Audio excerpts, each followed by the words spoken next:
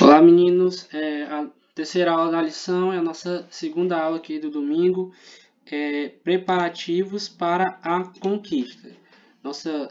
Temos aqui 3 objetivos. O primeiro é mostrar quais os preparativos que Josué determinou para o povo.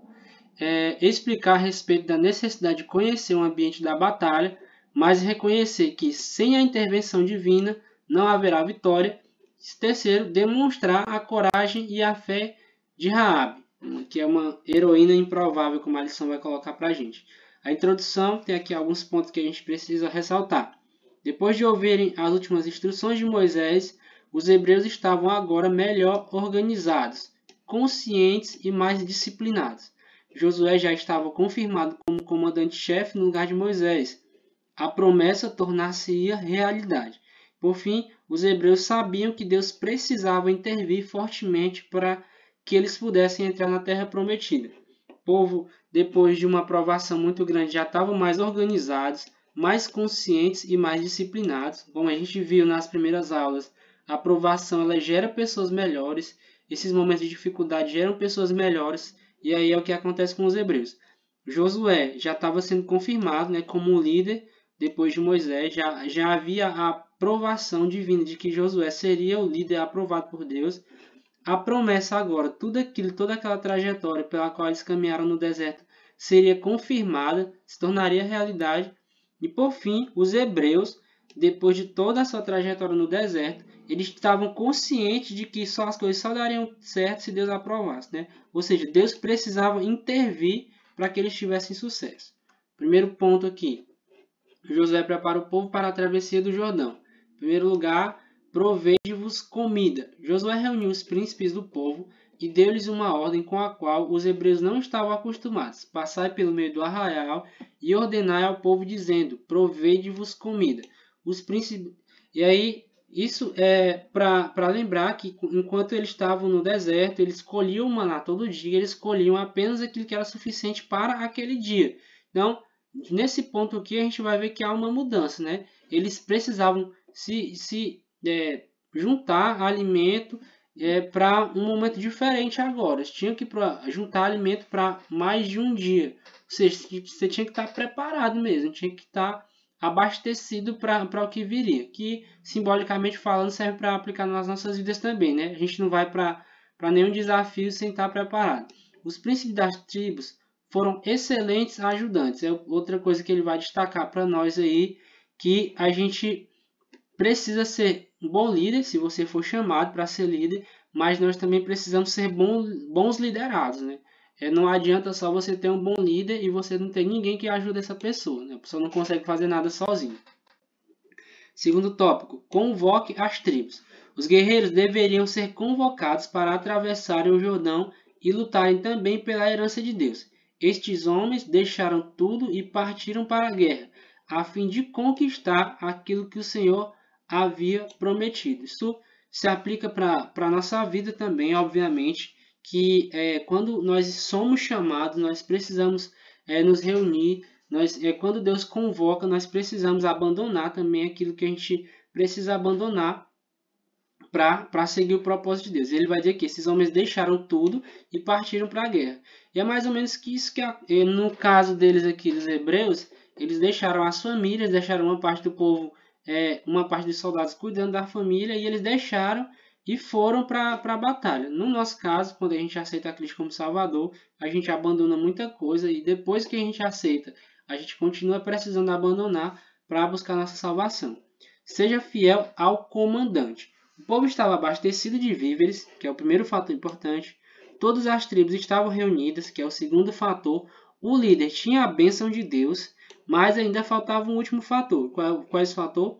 O povo anunciou o compromisso em obedecer ao novo líder. Ou seja, não basta você estar abastecido, não basta você estar reunido, não basta o líder ter a bênção de Deus. O povo que é liderado precisa ter um compromisso em obedecer a esse líder, que é outro fator muito importante também para que a nossa igreja funcione. A gente precisa observar todos esses fatores aqui para que a nossa igreja funcione. Aí a gente precisa anunciar constantemente o nosso compromisso em obedecer aos nossos pastores, aos nossos líderes, enfim, coisa que a gente já sabe muito bem. Os espias, que é o segundo ponto aqui. No final do período da Idade do Bronze, quando foi escrito o livro de Josué, toda a grande cidade de Canaã era, na verdade, uma cidade-estado, que tinha, e aí ele vai dar a definição do que é essa cidade-estado. Tinha o seu próprio exército, tinha seus instrumentos de guerra, bem como um rei, como era o caso de Jericó. Cidade-estado é uma cidade que ela é politicamente independente, ela tem as suas próprias regras, ela faz parte de um todo, de uma espécie de nação, digamos assim, mas a cidade ela é independente. É como se Teresina, por exemplo, não dependesse do governo federal e não dependesse do governo do Piauí, como se a gente tivesse a nossa própria gestão, certo? E aí, Josué enviou 2 homens de confiança para conhecer o local em que a batalha seria travada. Josué foi um líder de excelência, porque ele tomou todas as providências necessárias e precisou, inclusive, enviar pessoas para observar a cidade, para conhecer o terreno, que é aquilo que a gente precisa fazer sempre, né? Que é buscar a aprovação de Deus, pedir para que Deus vá na frente da gente. Uma coisa que a gente também sabe muito. Os espias são descobertos. É interessante como Deus usa pessoas improváveis em lugares inusitados para estabelecer o seu querer. Quantas vezes isso acontece no dia a dia da vida de cada cristão? Pessoas não crentes são levantadas para abençoar e proteger os que são fiéis a Deus. Isso ocorre na vida da gente. Eu acho que todo mundo, em algum momento, já foi abençoado por pessoas que não são cristãs. Muitas vezes a gente é até corrigido, né? Às vezes uma pessoa está ali no nosso meio e não é crente. A gente comete algum erro, ela diz, sim, mas tu não é crente, não. E aí a gente, de certa forma, a gente está sendo repreendido por alguém que não é cristão, né? E isso, de certa forma, é uma bênção também, porque a gente precisa ser corrigido. Então, essas pessoas estão aí e muitas vezes elas nos abençoam sem saber. Testemunho para os espias. Ao falar aos espias, Raabe revela ter mais fé do que eles próprios. Bem sei, aí ela vai dizer, né? Bem sei que o Senhor vos deu essa terra. Ou seja, é um tapa na cara que a gente toma às vezes, né? A gente está em situações em que uma pessoa ímpia que não aceitou a Cristo demonstra mais fé e mais capacidade de acreditar em Deus do que a gente que está na igreja todo dia, né? Então é muito que a gente tome sempre esse cuidado. Ela acrescentou uma informação valiosíssima que serviria de fortalecimento da fé do exército de Josué. E aí ela vai dizer o seguinte: o pavor de vós caiu sobre nós. No caso, o povo de Jericó já estava entrando em pavor por conta do povo dos hebreus, né? Eles estavam, provavelmente Jericó já sabia o que tinha acontecido, o que Deus fazia pelo povo hebreu, ou seja, tinha um testemunho muito importante aí, que é o que a gente precisa ter também. O nosso testemunho ele precisa ir à nossa frente, e é isso que aconteceu com os hebreus. O testemunho do que Deus fazia na vida deles foi à frente do povo. E isso é muito importante para nós, né? O nosso testemunho precisa falar antes de nós. Isso é uma coisa que a gente precisa levar para a nossa vida, para que o povo entenda, por exemplo, quando eu chego num determinado ambiente, o povo já sabe que eu sou cristão pela minha postura, pelo que as pessoas falam de mim. Isso é maravilhoso. Aqui é uma tentativa de simulação do que seria esse muro de Jericó. As cidades antigas eram assim, fechadas por esses muros. Você só entrava e saía se tivesse permissão. No caso do muro de Jericó, o muro era tão largo que dava para construir uma casa. Se vocês lerem o livro de Josué, vocês vão ver como era ele. Então, era um muro muito largo, era muito difícil de transpor. Era uma cidade que não dava para qualquer exército invadir. E Deus abençoou. Raabe, uma heroína da fé. E aí, uma mulher de fé. Primeiro ponto aqui, primeiro tópico. A figura de Raabe surgiu de modo inesperado na história dos hebreus, para demonstrar que Deus é soberano. Deus usa quem ele quer. Sua ação é tão magnífica que lhe conferiu o status de heroína da fé. Você vai ler lá no livro de Hebreus, pessoas que foram consideradas heróis da fé, e Raabe está no mesmo lugar que Abraão, por exemplo. Então ela foi considerada uma heroína da fé porque creu, porque acreditou.